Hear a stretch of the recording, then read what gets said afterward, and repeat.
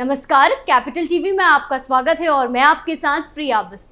अब वक्त हो चला है ऐसे मुद्दों पर विस्तार से बात करने का जो जनता, राज्य, देश और पूरी दुनिया पर असर डालते हैं। देश के अलग अलग राज्यों से कई तरह की खबरें सामने आती हैं। कई बार महिलाओं को ब्लैकमेल करके उनको अपना शिकार बनाया जाता है और फिर डर से महिलाएं या लड़कियां कुछ बोल नहीं पाती और इसी डर का फायदा कुछ घिनौने लोग उठाते हैं। लेकिन कहते हैं ना, समय एक जैसा नहीं रहता, कभी कभी चालाकी भारी पड़ जाती है और ऐसा यूपी के मैदान में कई बार देखने को मिलता है। या तो जिहादी को योगी के पुलिस थाने में घसीट लाती है या फिर सीधा एनकाउंटर होता है। ऐसा एक मामला फिर से यूपी से सामने आया है, जिसके बाद इलाके में सनसनी फैल गई है। तो क्या कुछ है पूरा मामला, चलिए आपको बताते हैं।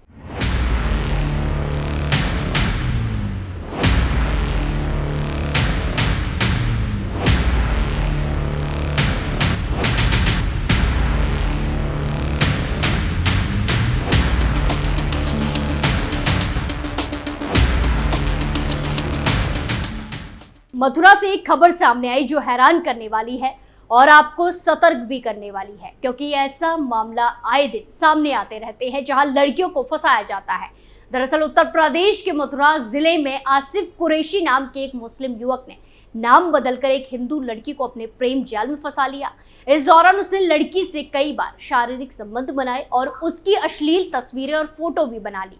बाद में उसने इन अश्लील वीडियो और तस्वीरों के जरिए लड़की पर धर्मांतरण करके इस्लाम अपनाने का दबाव बनाया और दिन के साथ उसकी हरकतें बढ़ती गई और परेशान होकर लड़की थाने पहुंच गई और मामला दर्ज कराया। ये मामला तो हमने शॉर्टकट में आपको बता दिया, लेकिन मामले में और क्या क्या हुआ चलिए विस्तार से बताते हैं। आसिफ कुरैशी बना राहुल, हिंदू बेटी से बढ़ाई नजदीकी, वीडियो बनाकर किया ब्लैकमेल, सीधे थाने पहुंची हिंदू बेटी। ये पूरा मामला मथुरा जिले के डिगगेट थाना क्षेत्र का है। यहाँ की रहने वाली एक युवती ने मंगलवार 30 जुलाई 2024 को थाने में तहरीर दी। उसने आरोप लगाया कि आसिफ कुरैशी उसकी दुकान पर आता था। इस दौरान वो बातचीत करने की कोशिश करने लगा।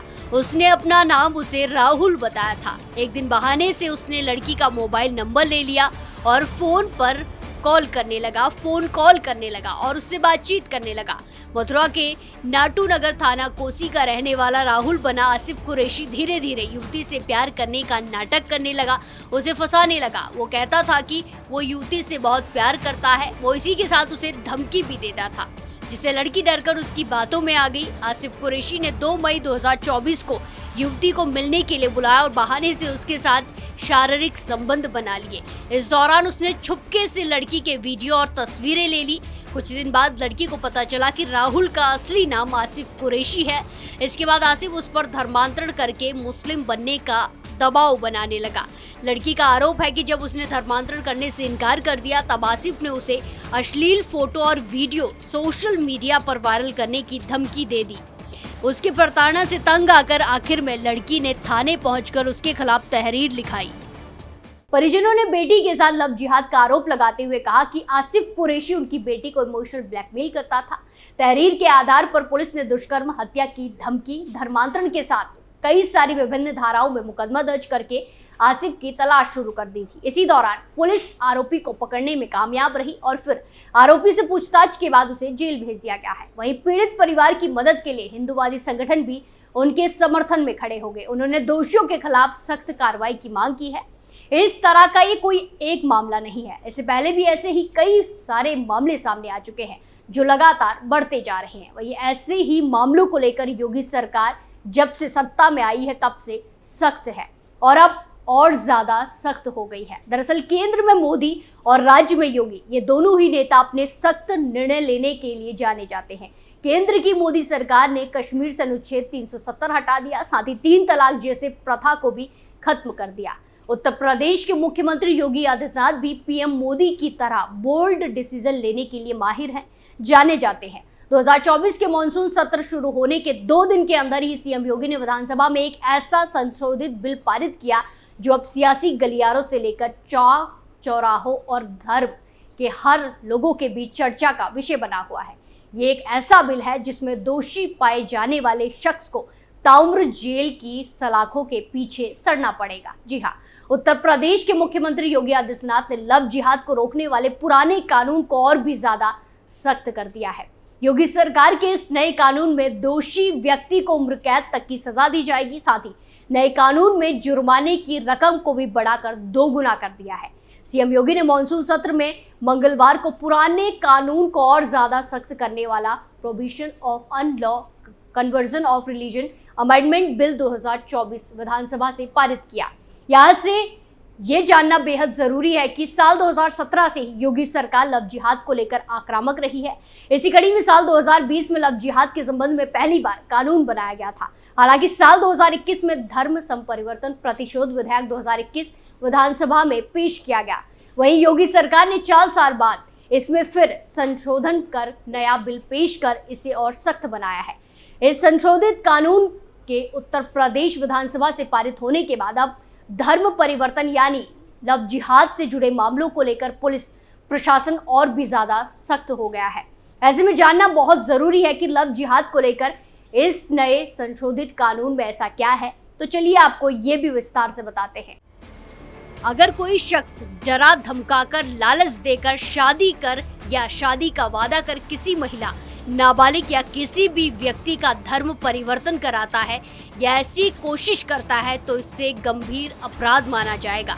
संशोधित कानून में ऐसे मामलों में 20 साल की जेल या उम्र भर जेल का प्रावधान किया गया है। पहले किसी महिला को धोखा देकर और उसका धर्मांतरण कर उससे शादी करने के दोषी पाए जाने वाले के लिए अधिकतम 10 साल तक की सजा और 50,000 रुपए के जुर्माने का प्रावधान था। वहीं अब इसे संशोधित अधिनियम में छल कपट या जबरदस्ती कराए गए धर्मांतरण के मामले में कानून को पहले से सख्त बनाते हुए अधिकतम आजीवन कारावास की सजा का प्रावधान किया गया है। साथ ही इसमें जुर्माने की राशि पीड़ित के डॉक्टरी खर्च को पूरा करने और उसके पुनर्वास व्यय पर आधारित होगी। वहीं कोर्ट धर्म संपरिवर्तन के पीड़ित के लिए मुआवजा भी स्वीकृत करेगी जो अधिकतम 5 लाख रुपए तक हो सकता है और ये जुर्माने के अतिरिक्त होगा। इसका भुगतान दोषी व्यक्ति ही भरेगा। वहीं अगर कोई विदेशी अथवा गैर कानूनी संस्थाओं से धन प्राप्त करेगा उसे 7 साल से 14 साल तक की कठोर कैद हो सकती है। इसमें 10 लाख रुपए जुर्माने का भी प्रावधान किया गया है। संशोधित प्रावधान के तहत ये व्यवस्था दी गई है कि धर्मांतरण मामले में अब कोई भी व्यक्ति एफआईआर दर्ज करा सकता है। वहीं लव जिहाद के मामलों की सुनवाई सत्र न्यायालय के द्वारा की जाएगी। योगी सरकार के इस फैसले से महिलाओं के खिलाफ बढ़ रहे अपराध पर कमी आने की संभावना है। यहाँ गौर करने वाली बात यह है कि लव जिहाद को लेकर लाए गए कानून को लेकर जहां संत समाज काफी ज्यादा खुश है, वहीं एक वर्ग इसका विरोध भी कर रहा है। उत्तर प्रदेश के अलावा देश के अलग अलग राज्यों में जबरन धर्मांतरण के खिलाफ सख्त कानून पास किए गए हैं। ये सभी कानून राज्य सरकारों ने अपने स्तर से पास किए हैं।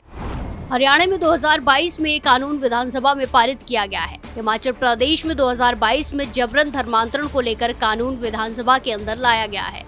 उत्तराखंड सरकार 2018 में ही जबरन धर्मांतरण को रोकने के लिए कानून लेकर आई थी। मध्य प्रदेश की तत्कालीन शिवराज सरकार 2020 में इसके खिलाफ कानून लाई थी। गुजरात सरकार जबरन धर्मांतरण के खिलाफ 2021 में कानून लेकर आई। कर्नाटक सरकार 2021 में लव जिहाद को लेकर कानून लेकर आई। झारखंड में 2017 में इसको लेकर कानून बनाया गया। ओडिशा में 1967 में ही इस तरह की घटनाओं को कम करने और लगाम लगाने के लिए कानून लाया गया था। छत्तीसगढ़ में 2006 जबरन धर्मांतरण को लेकर कानून लाया गया। तो देखा आपने, देश में लव जिहाद को लेकर कड़ा कानून होने के बावजूद ऐसे मामले सामने आते हैं, कभी किसी राज्य से तो कभी किसी राज्य से। लेकिन अब यूपी की योगी सरकार ने कानून को और ज्यादा सख्त कर दिया है, कड़ा कर दिया है। ऐसे में ये कानून क्या असर करता है ये तो वक्त बताएगा। इस पूरे मामले में आपकी क्या राय है, कमेंट कर जरूर बताएं। स्पेशल स्टोरी में आज के लिए इतना ही। फिर पेश होंगे नए मुद्दे के साथ। बाकी तमाम खबरों के लिए देखते रहिए कैपिटल टीवी उत्तर प्रदेश। नमस्कार।